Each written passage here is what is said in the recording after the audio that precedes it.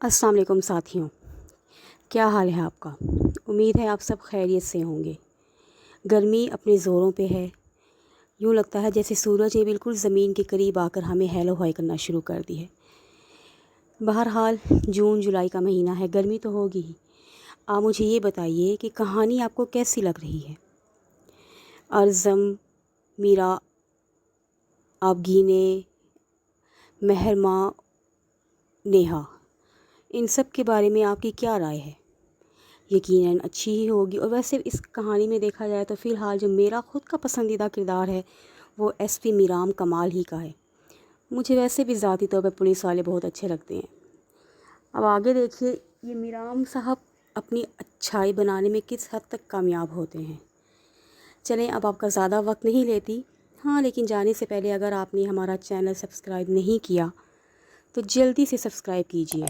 اب آتے ہیں کہانی کی طرف۔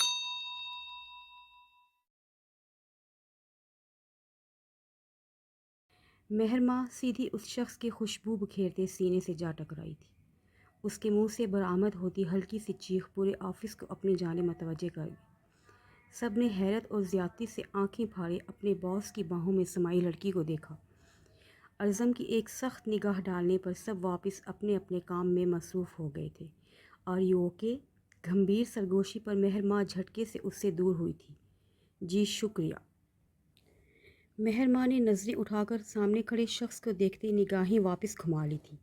یہ وہی شخص تھا جس کے سامنے اس دن وہ آتے ہوئے بہت کچھ بول گئی تھی، جس کا بعد میں اسے بہت پچھتاوا بھی ہوتا رہا۔ نہ جانے یہ کون شخص تھا اور اس کے بارے میں کیا سوچتا ہوگا۔ مہرماں نے آج تک کسی غیر شخص سے یوں بات نہیں کی تھی۔ وہ اس دن میں نے آپ سے جو کچھ کہا، مہرماں نے جھجکتے کچھ کہنا چاہا تھا جب ارزم نے اس کی بات کا مطلب سمجھتے وہیں ٹوک دیا تھا۔ ڈونٹ وری، آپ نے اس دن جو بھی کہا وہ میں نے کسی کو نہیں بتایا۔ ارزم اس کو بولنے کا موقع دیے بغیر اس کے گرین آنچل کے حالے میں مقید دلکش چہرے پر ایک نگاہ ڈالتا وہاں سے ہٹ گیا تھا۔ مہرماں جلدی سے اندر بڑھی تھی۔ ریسیپشنسٹ نے اسے 5th فلور پر جانے کا کہا تھا، اس لیے وہ لفٹ کا استعمال کرتی سیدھی وہاں پہنچی جہاں اس دن کی نسبت اس کے ساتھ بہت اچھا رویہ رکھا گیا تھا۔ اسے اسسٹنٹ مینیجر کی پوسٹ دی گئی۔ مہرماں بے پناہ خوش تھی۔ اسے اس آفس کا ماحول بہت اچھا لگا تھا۔ یہاں آتے ہوئے جو خدشات اس کے دل میں تھے وہ سب ختم ہو چکے تھے۔ جتنی بڑی کمپنی یہ تھی، اس کے لوگ اتنے ہی ملنسار اور خوش اخلاق تھے۔ وہاں کی مینجمنٹ انچارج سامیہ نے اسے پورے آفس کا وزٹ کروایا تھا۔ ایک ہی کمپنی میں کام کرتے اتنے سارے ورکرز کو دیکھ کر اسے کافی حیرانی ہوئی تھی۔ ارزم ہمدانی کی کم عمری میں ہی بہت ساری اچیومنٹ کے بارے میں وہ اکثر سنتی رہتی تھی، مگر اس شخص کو دیکھنے کا اتفاق اب تک نہیں ہوا تھا۔ کیا میری یہاں کے باس سے ملاقات ہو سکتی ہے؟ مہرماں کو اس دن یہاں کے باس کو دی جانے والی بددعاؤں اور گالیوں کے بارے میں سوچ کر بہت شرمندگی ہو رہی تھی، مگر اب وہ اس بارے میں کسی سے کہہ کر اچھی بھلی نوکری خطرے میں نہیں ڈال سکتی تھی۔ وہ سامنے آفس ہے سر کا، شاید ابھی وہ آفس میں نہیں ہے، آپ بعد میں مل لیجئے گا۔ سامیہ اسے سہولت سے جواب دیتی کسی کے پکارنے پر اس جانب بڑھ گئی تھی۔ مہرماں ابھی ادھر ہی کھڑی تھی جب اس نے بلیک 3 پیس سوٹ میں ملبوس شخص اسی آفس میں جاتا دیکھا۔ اوہ، تو یہ ہے ارزم ہمدانی۔ شکل سے اتنا کھڑوس باز لگ تو نہیں رہا جتنا یہ لوگ بول رہے ہیں۔ یہ تو کافی خوش مزاج لگ رہا ہے۔ ہنستے مسکراتے سب سے ملتے یاسر کو یہاں کا باس تصور کرتے وہ اس کی خوش مزاجی دیکھ کر ہلکی پھلکی ہو چکی تھی، ورنہ یہاں اسے سب سے اپنے اسٹرکٹ باس کے حوالے سے بہت ڈراؤنی باتیں سننے کو ملی تھی کہ کیسے وہ کوئی کوتاہی برداشت نہیں کرتا تھا اور کھڑے کھڑے نوکری سے فارغ کر دیتا تھا۔ مہرماں سر جھٹکتی اپنے کیبن کی جانب بڑھ گئی تھی۔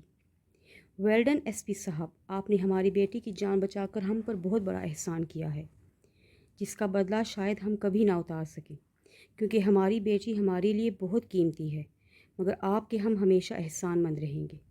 داؤد عامر نے ایس پی میرام کو اپنے گھر بلایا تھا، جہاں میرام بالکل بھی نہیں جانا چاہتا تھا، مگر اپنے اے آئی جی کے اصرار پر نہ چاہتے ہوئے بھی اسے آنا پڑا تھا۔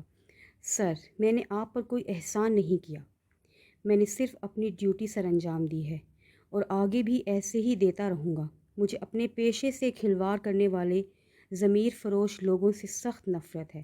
جو اپنی ڈیوٹی سے غداری کر کے حرام کھا اور اپنی فیملی کو کھلا رہے ہیں۔ ایس پی میرام اس وقت سیاہ ٹی شرٹ میں ملبوس، بالوں کو جیل کی مدد سے سیٹ کیے، اپنے تنے ہوئے نقوش کے ساتھ بیٹھا داؤد عامر جیسے منجھے ہوئے سیاستدان کی بولتی بند کر گیا تھا۔ وہ لمحے بھر کو سمجھ ہی نہیں پائے تھے کہ میرام نے صرف ان کی بات کا جواب دیا ہے یا اس کے پیچھے کوئی گہرا طنز چھپا ہے۔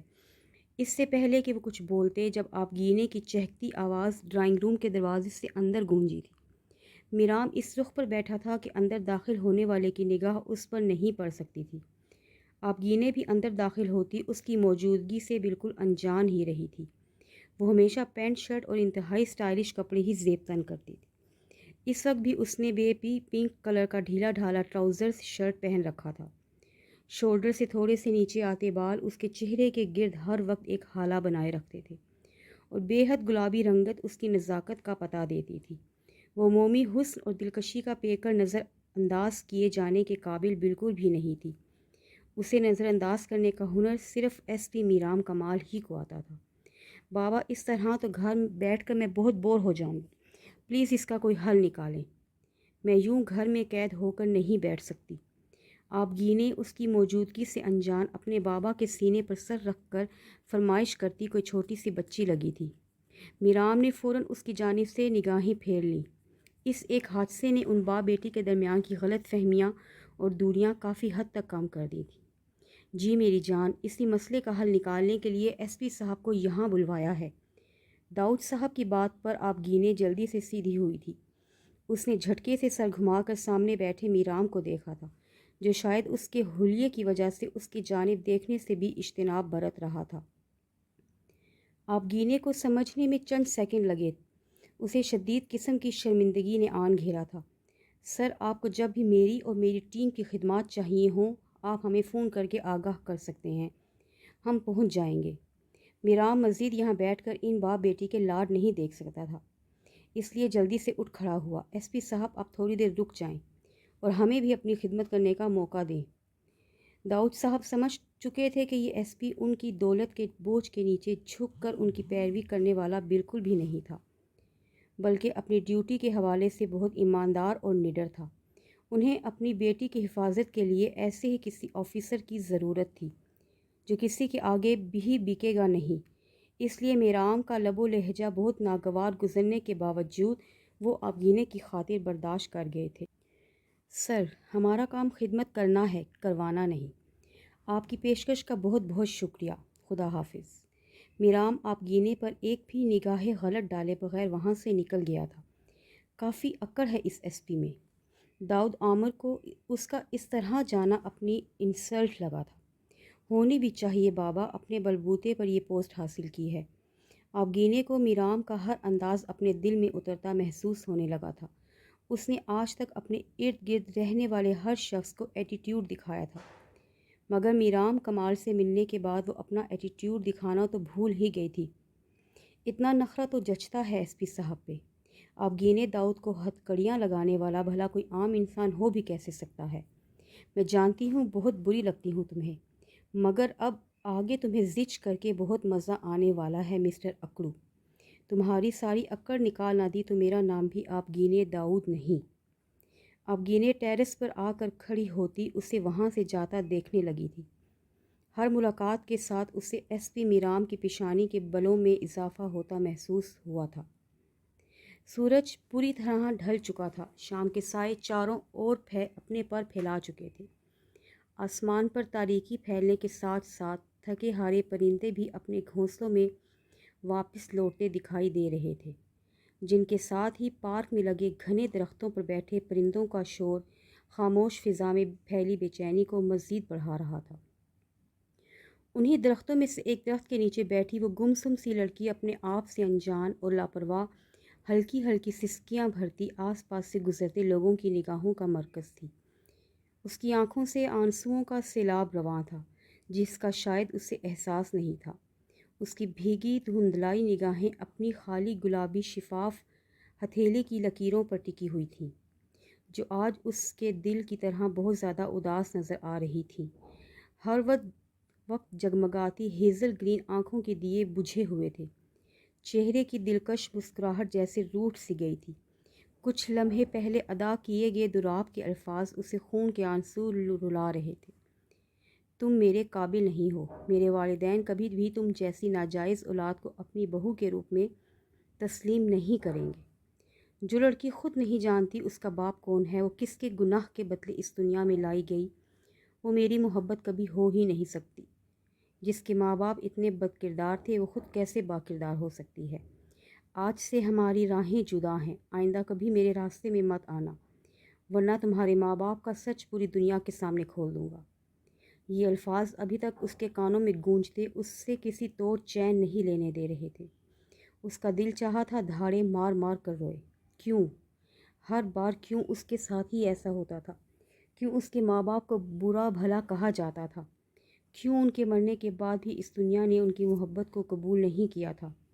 جو شخص کچھ دیر پہلے اس کے منہ پر منگنی کی انگوٹھی مار کر گیا تھا، وہ کوئی اور نہیں، وہی شخص تھا جس نے بچپن سے لے کر اب تک اس کے لیے اپنی محبت کا اظہار ہی کیا تھا، جس کے لیے وہ اس دنیا کی پہلی اور آخری لڑکی تھی، اور آج وہ اسی لڑکی کو ہمیشہ ہمیشہ کے لیے اپنی دنیا سے باہر پھینک گیا تھا۔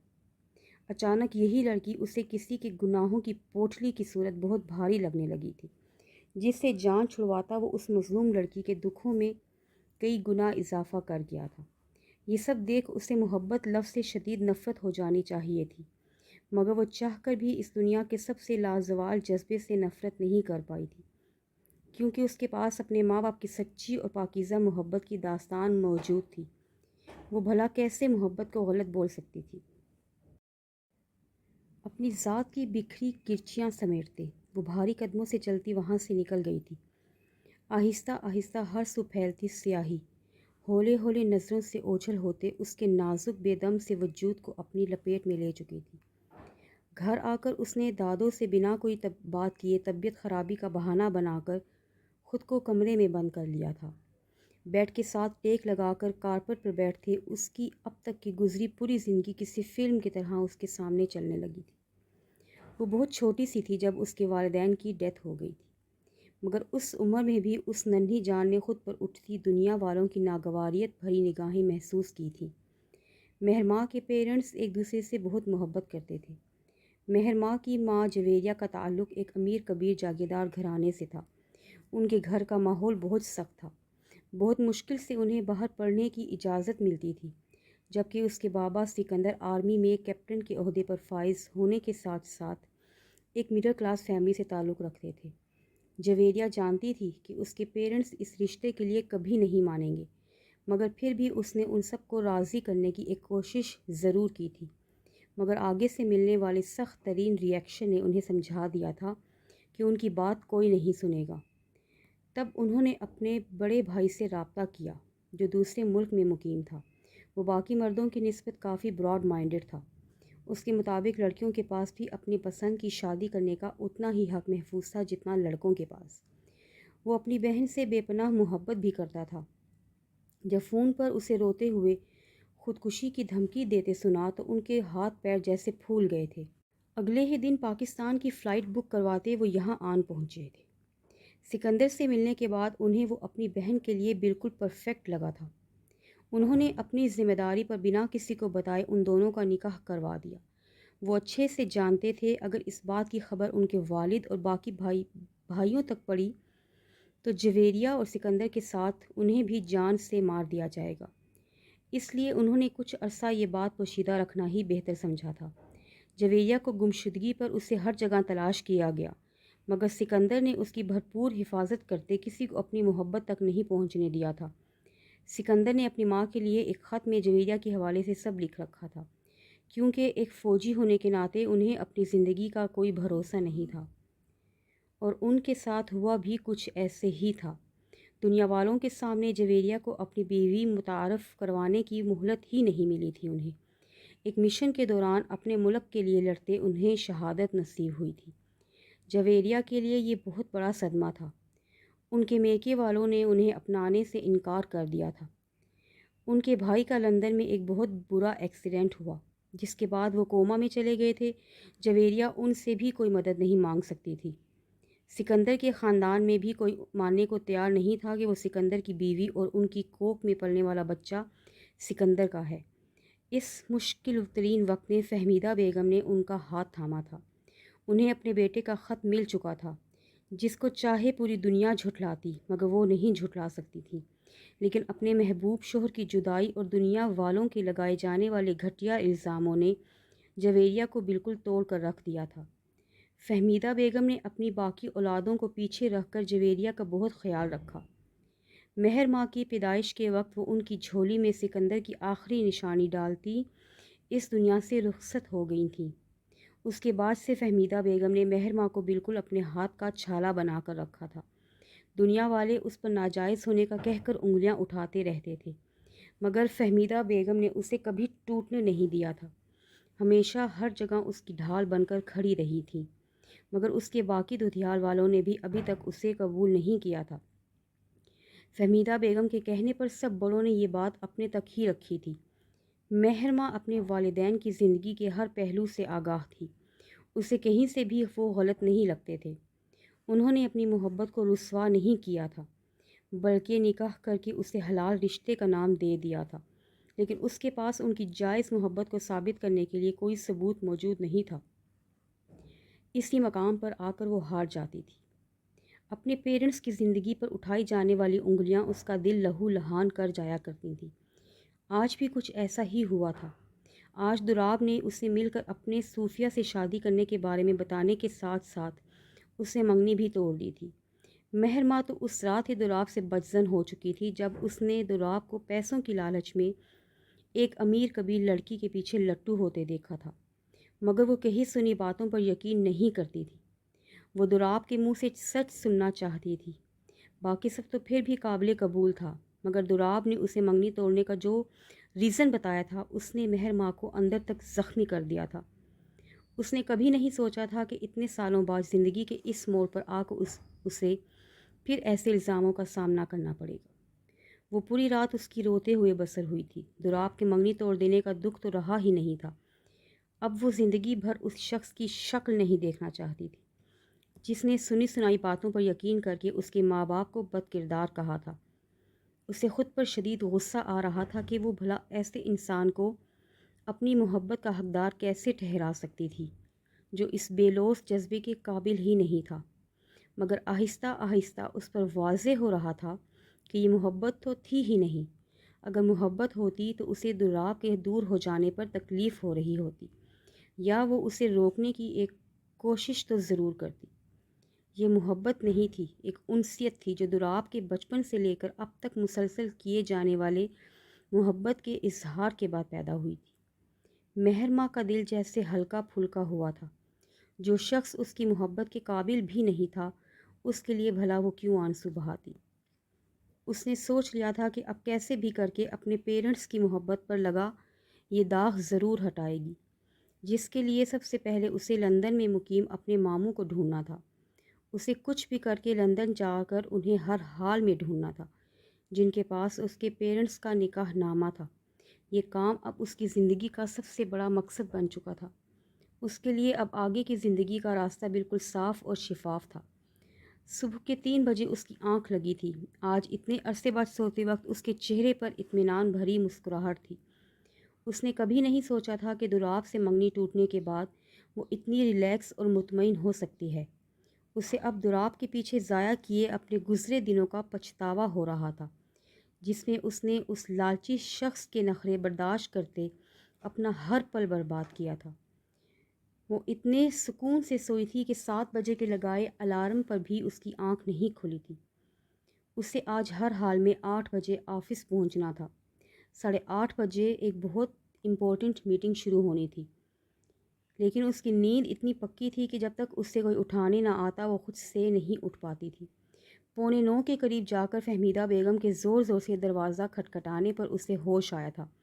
گھڑی پر ٹائم دیکھتے اس نے اپنا سر پیٹ لیا۔ موبائل فون پر آفس سے آئی لاتعداد کالز کے نوٹیفیکیشن دیکھ کر اسے یہ جاب بھی اپنے ہاتھوں سے نکلتی محسوس ہوئی تھی۔ وہ ایک ہی جست میں بیڈ سے اٹھتی واش روم کی جانب بڑھ گئی تھی۔ جی دوستوں، آج کی قسط یہیں ختم ہوئی۔ جلد ہی اگلی قسط کے ساتھ حاضر ہوں گے۔ شکریہ، اپنا خیال رکھیے گا۔ اللہ حافظ۔